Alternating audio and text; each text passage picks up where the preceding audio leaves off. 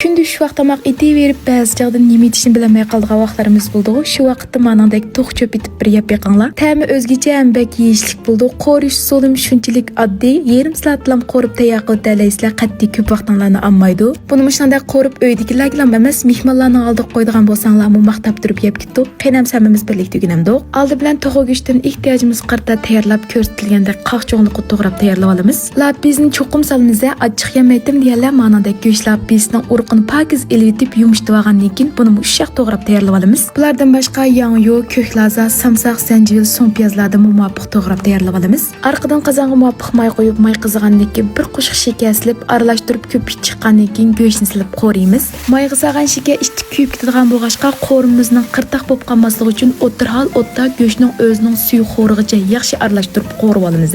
Undan keyin lapiza, samsaq, zanjivil, so'ng piyozlarni bir vaqt silib, boshqa ortiqcha dori darmaklarni tangshab silib shugandan cho'ng ustamning mayliq tapanji tetqusdan yerim bo'laq bir qo'shiq atrofida qizilmoch qiyam silib qizil may chiqishi yaxshi qo'rib olamiz. Undan keyin yong'yoni silib yong'yoni bir shikarlashtirib atgandan keyin materiallar chilashqida qaynoq suv quyib olamiz. Undan keyin tovoqni tuvan o'tda yong'yo pishqicha 10-15 minut atrofida dumlab pishirilib, oxirida tuz ta'min tanshab ko'klaza azroq so'ng piyozni bir vaqt silib, lazi yumshig'icha bir shika aralashtirib atgandan keyin qo'rimni silib olgan cho'pning ustiga bevositlam tikib dasturxon qo'ysak tayyor bo'ldi. Achchiq bo'lib ketmasin degan do'stlar, cho'qim lapizning o'rqi bilan tomirni pakiz elvitinglar. Undan keyin ballarmi, cho'nglarmi xotirjam yelaydi. Sizlarni uyda cho'qim etib bir sinab yiqinglar. Kelasi sonda ko'rishaylik. Xayr xo'sh.